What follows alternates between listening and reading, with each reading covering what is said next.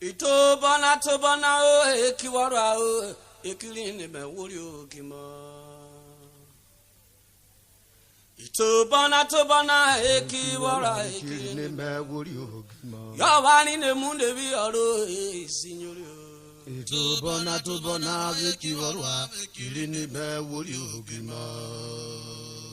Nathaniel munde bi oro signori. Ito bona to bona veki warwa kilini me wuri ogima. Ito bona to bona o eki warwa o kilini me wuri ogima. Ito bona to bona eki warwa ve kilini me wuri ogima. Yawani ne munde wi yare signori. Ito bona to bona veki warwa ve kilini me wuri ogima. Nathaniel munebe oro signori. Itu bona veki wala. Dede wakada bikoro abe a oko aja.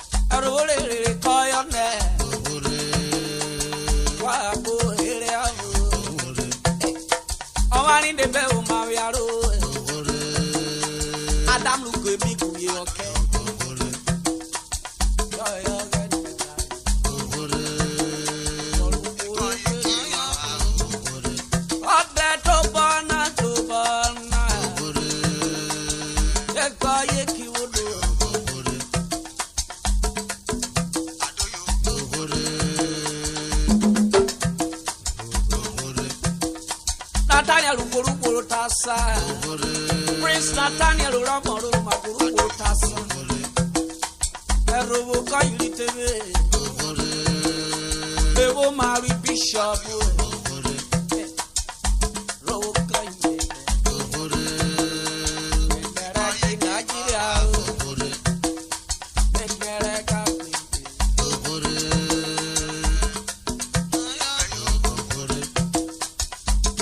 Men and women.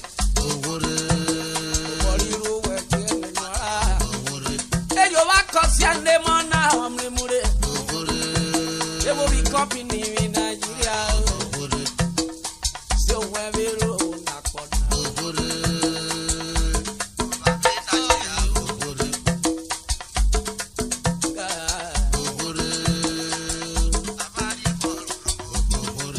Drivers Union Cadre Union. Nathaniel, more respect to that for your great effort.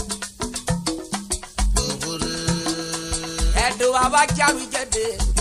Amani de daro kita bajo when we get there. Yala we dey do we more na be with daddy get. Kadaro kada we get there. Ejebu we get there kick off. Yebo ebu da beru.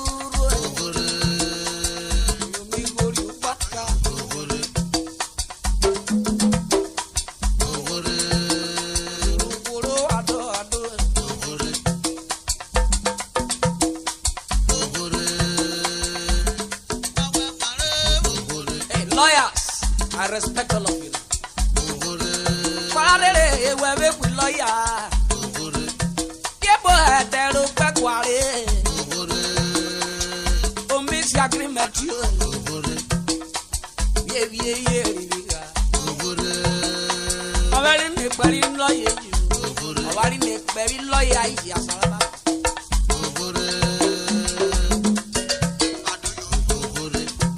Doctors, aboro yibo te tiluru.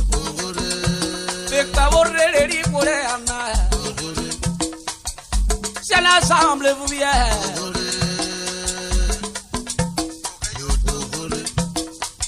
C'est l'ensemble, vous bien. Oh, t'es hors pour le principito. Y'a des hors à Paris. Wakobilo, Hawaii, de Yero, Hawaii. Producer, stroke, marketer, inflation record. Nathaniel, respect all of you. May your Naira police station never run dry.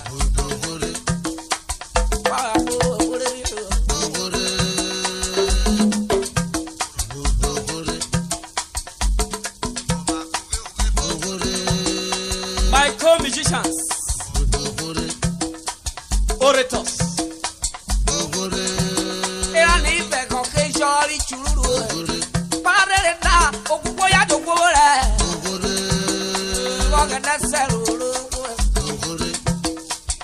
Kebu la vani wo bote. Ye Urhobo karo yawa. Ye Urhobo kari. Janare yawa o pribin de found. Beni Nathaniel o de debo. Bolo inu ala. Beni buinde. Beno to taro. Kebu ade kasari Nigeria. Takidia.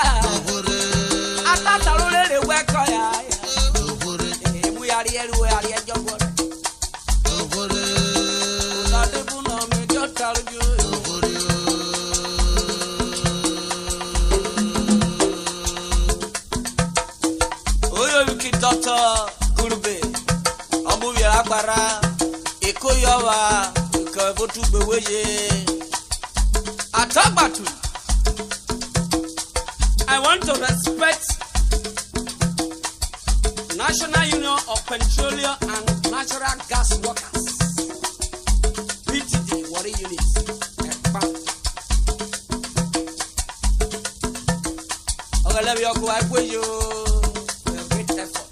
towards the development of the unit.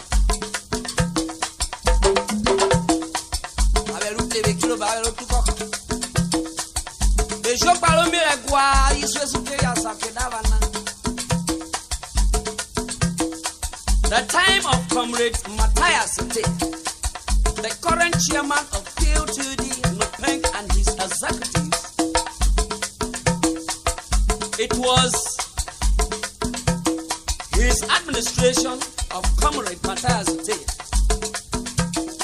The permanent office was created. He has broken a record in the life history of Nupeng. He also praised the efforts of the drivers for the success of the union in Nigeria. The vice chairman of Nupeng, Chief John Benedict, he said to Africa, he said to Another police station the violence again. Oyo we come here gwa sumulage of PTD what unit. Anu ne mere yo suo mire gwa. Olorogu abive.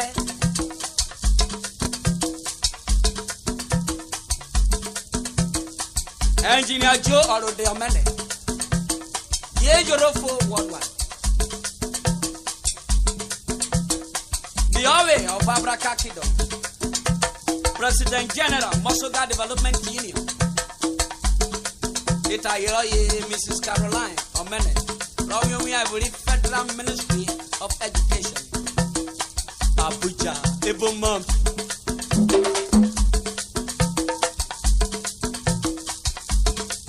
Oberu Taware Kiko Emikebi.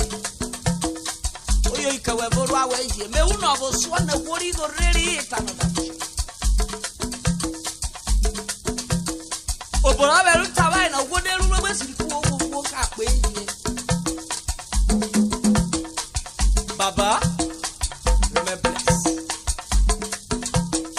Egbejo we aso wori ase igwo ovo wori ase. So therefore majority win what? They vote.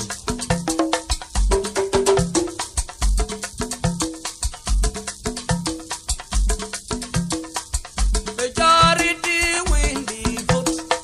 Majority win the vote. If I go well, I saw what I say. If I go well,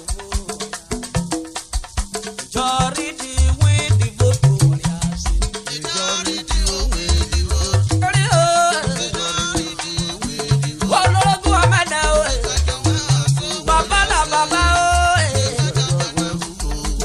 Bless forever.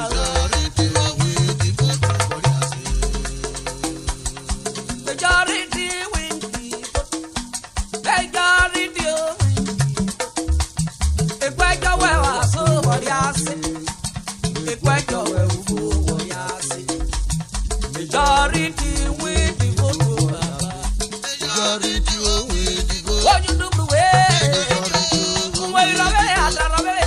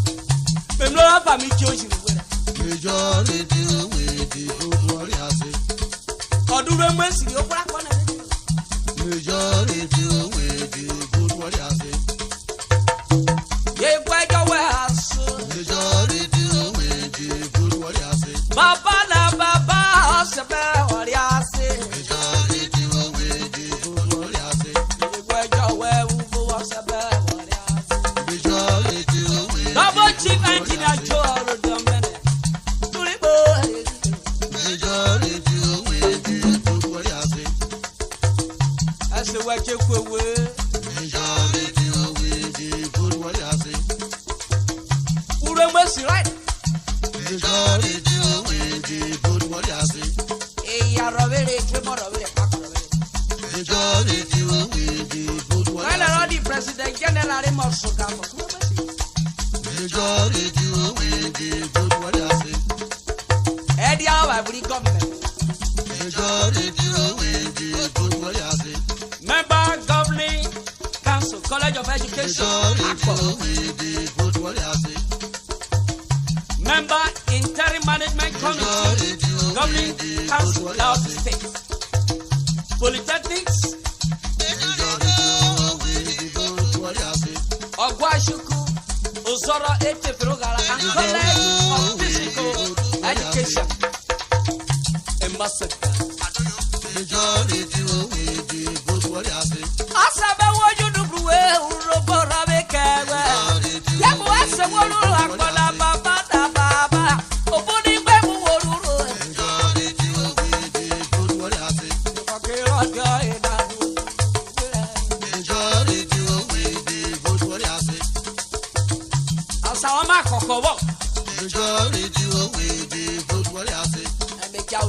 Ghana. It has a Gario Wundeka. Majority we the vote what you say.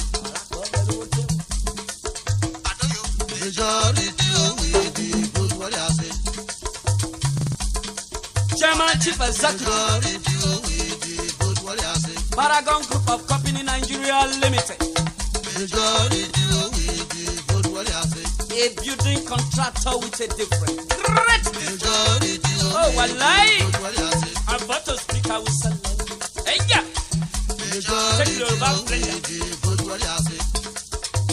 What they want to mamu wait for you. Majority we Other the government has your personal building. Majority we the vote what you say. Most your baruch ojo we pukole engineer Joe Orhobo. A man double chip is the correct answer. Majority we the vote what you say. Olorogu James Onade Febori, Majority the executive governor of Delta State. Olorogu Amene Numi Yeluwesa. Majority we the vote what you say. Anubi Yeluwe. Olorogu Igoyota Amori, Majority the political advisor to the state governor. The Didi Madi of Africa. Ikole Maso Gaide Me Yeluwe. Alright, Nebi Wota. You may be about it. Papa Omene, no time for your side. Papa God today your side. No wahala. If God come and look good, walk and that's a little avenue, walk and have your crabba. Prince Nathaniel, Chairman Managing Director of Nazi Organization, the Yeluwe. Yahweh Dr. Majority we vote what you say. Look what you.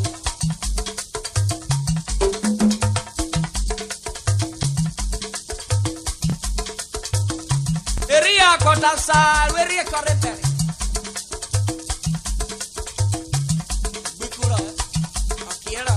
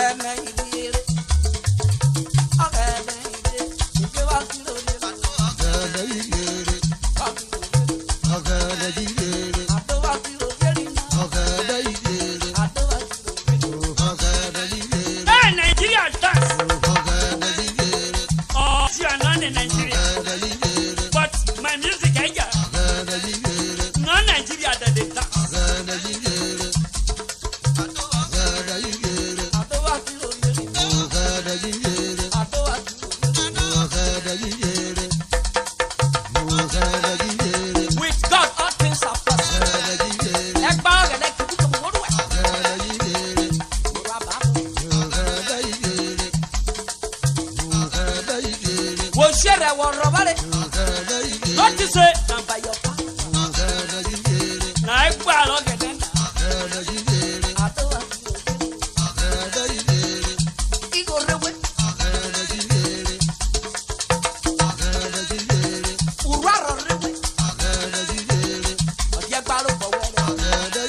If you let you when you have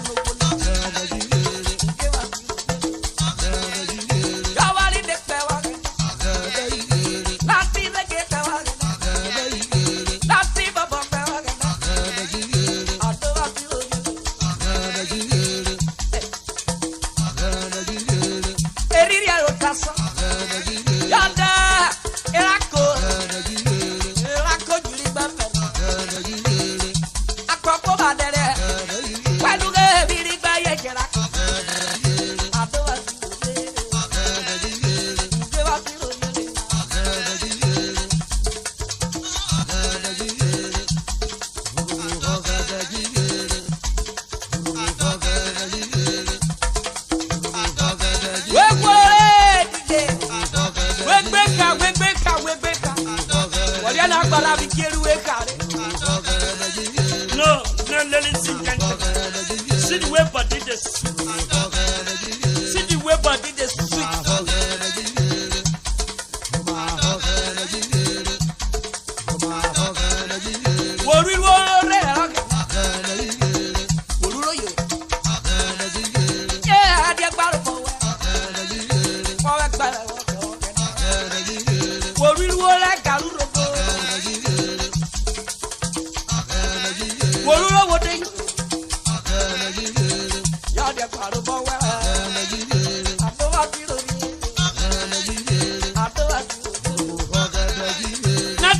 Play good music. Everybody say your music.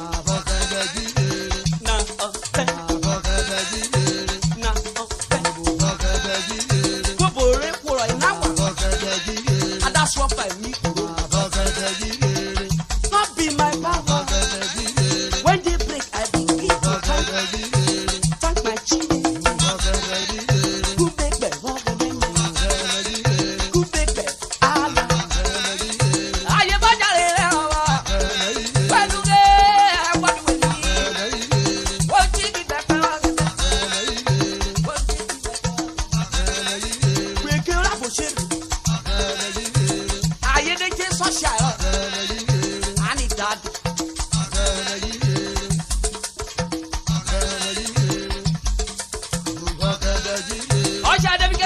Mommy, did you know where to boss over? Calling my mom, there are the oh, social. Where are you? Go on the way all the make a social one or you know what is social all over me. What all over me? My oh, my child was me